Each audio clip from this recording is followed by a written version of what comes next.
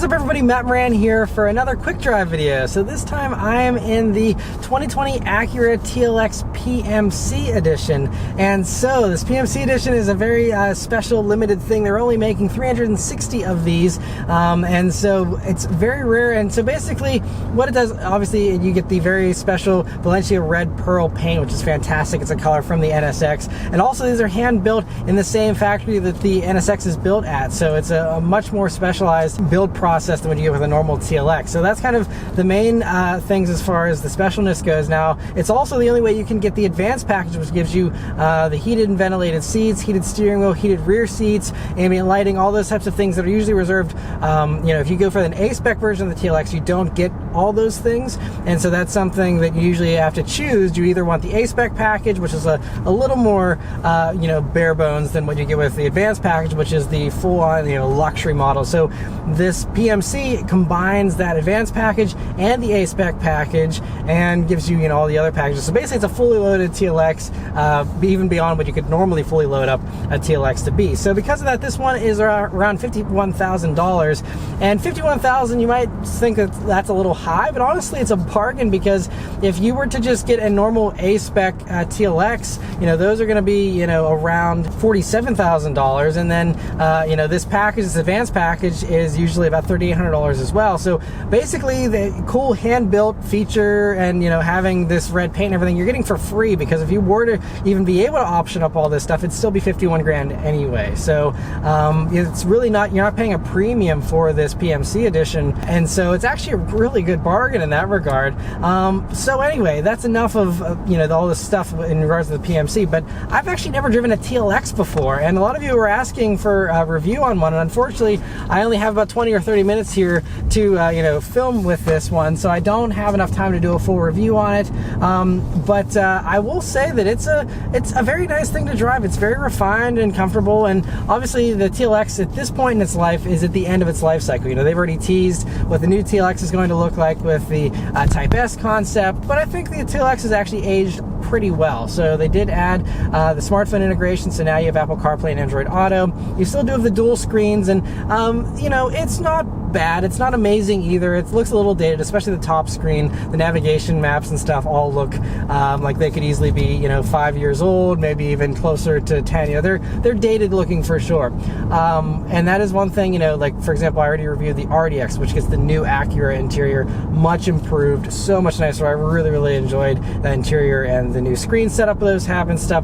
So this is just the end of this generation, and so that's why it's got a little bit of a dated interior here, but it still is nice. You still have a volume knob, you have a good amount of physical buttons, so it's pretty easy to use everything in here. So as far as the TLX goes, and options for the TLX, you can either go for a 4-cylinder or the V6. This one has the V6. That's the PMCs again are fully loaded, so it has the V6 engine, 290 horsepower, I think 270 odd pound-feet of torque, and so a good amount of punch here with that engine. And then you have the all-wheel drive system. It all runs through a 9-speed automatic transmission, and so some of those things are things that I've already sampled in, like the MDX, which also runs a very similar V6 and a 9-speed auto setup. Other interior things though, you have nice clear analog dials here with a nice little color screen in the middle, again very similar to like an MDX or something like that. This whole interior, if you want to hear more thoughts on this interior, basically just go watch my MDX review and I give more thoughts on all this stuff. But it's comfortable in here. Also feels pretty roomy, so the seat position can be nice and low, and lots and lots of headroom. So I mean, for larger people, this would be a really nice vehicle. Taller people would, I think, fit in here very well. Feels a little more spacious than something like an Infiniti Q50, which I think is one of the main competitors here to the TLX. And I would say that this probably feels a little weightier. I'll have to drive it on some more corners, but it feels a little weightier to me than a Q50, at least the standard V6 versions. But again, I'll have to drive it a little bit more. But we're just stuck behind traffic now, just kind of cruising at a relaxed pace here. I will say this V6 is very smooth, very plentiful with its power. Has a pleasant sound to it too, a nice little V6 burble to it, I guess is what you could call it, and sounds good. This 9-speed automatic is fairly responsive as well, once I start tipping into the gas.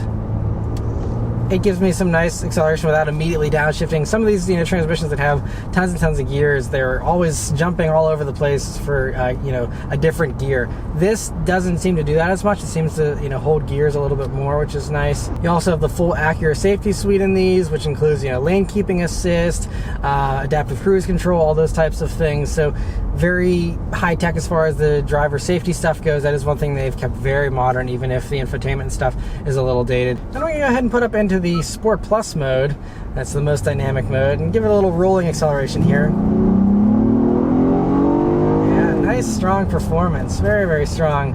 And you got some nice solid brakes too that haul you down to a stop pretty nicely. You have a little bit of dead travel, but then they really bite nicely. I like the way the brakes feel a lot. And in sport mode here, the transmission wants to play along as well and give me some sportier shifts here, and, you know, just giving me those higher RPMs that it assumes I want, and rightly so. Throttle response is also pretty good. There is a little bit of travel to it, and then it, you know, does it does feel pretty responsive though. You just have to be, you can't be quite as delicate with your throttle inputs than like some Hondas, for example, which are a little more delicate. This, you know, just a little more forceful with your throttle inputs, but it all responds very well.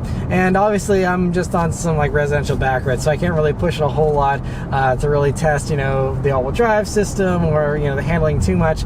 But you know, it does feel good and going down the road. It's a nice smooth feel, and even though, you know, this is the A-Spec version, which is a little bit sportier with the suspension setup, it's still very, very comfortable, very refined feeling, and very appropriate for a luxury brand. But let's turn onto this back road and see about an acceleration, shall we? Yeah, very strong performance. That engine sounds so good. That is one thing that's fantastic. I hope they keep the V6 around in some form for the new version of the TLX here, because that is really spectacular. And with a lot of the competitors these days going to turbo 4-cylinders, especially the German competition especially, having a V6 is really nice still. Obviously it might not be the most fuel efficient, but way more character than most of those turbo 4-cylinders usually have. So I'm really appreciating that. But while we're still in sport mode here, let's try the manual shifting and see how that is here. We're already at about 3,000 RPMs, but let's see if we can go down. Pretty responsive. Yeah, it's okay. You know, I wouldn't want to paddle shift it all the time, but if you feel like, you know, getting a little racy. Okay, so that one, it's basically dependent on how much throttle input you're giving it. If you're going light on the throttle, then it's going to be slower with the manual shift. So that's consistent with some other vehicles that do a similar type of thing. So I can't really fault it for that, but we'll go ahead and put it back into the normal sport mode and let it do its own thing. It really does figure out the right gear most of the time, so I honestly don't even think it's worth bothering with the manual shifts, even though you do have these nice little metal paddle shifters on the wheel, which is a nice inclusion. But got a roundabout here. We have some traffic, but just to test out handling here a little bit around this roundabout. And it holds well. It's a very sporty setup.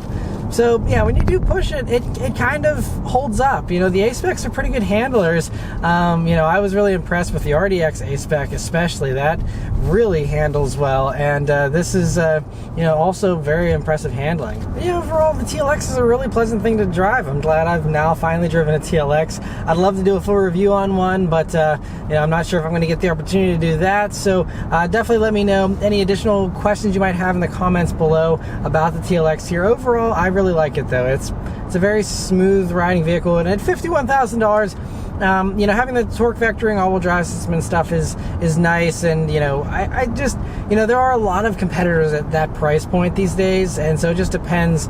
You know, some of the luxury stuff that was expensive, like even just the A-Class that I'll be doing a quick drive video on that as well from Mercedes. That's a way smaller little vehicle, and it's about the same price. So you know, as far as value goes, the value proposition is still strong here, even with a fully loaded TLX. Now, of course, if the PMC edition isn't something you must have, then you can get a normal A-Spec for about $47,000, even with the V6 and all-wheel drive.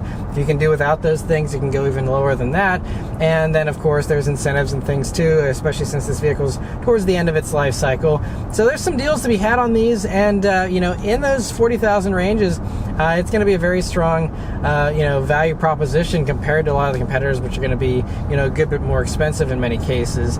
And so, I really like it a lot. And again, now they've modernized it with the Apple CarPlay and Android Auto. All the luxury features you can get here with these. You know, it has wireless charging now, all those types of things to, you know, keep up with, you know, the best in the pack as far as feature content goes. They've really done a good job of keeping it modern all these years. And I think especially for the V6 lovers, this is the way to go. Because even now with the Q50, you can't get a naturally aspirated V6 anymore. It's got to be a turbo. So if you don't want turbos, this is really, I think, your only option, or one of very, very few options.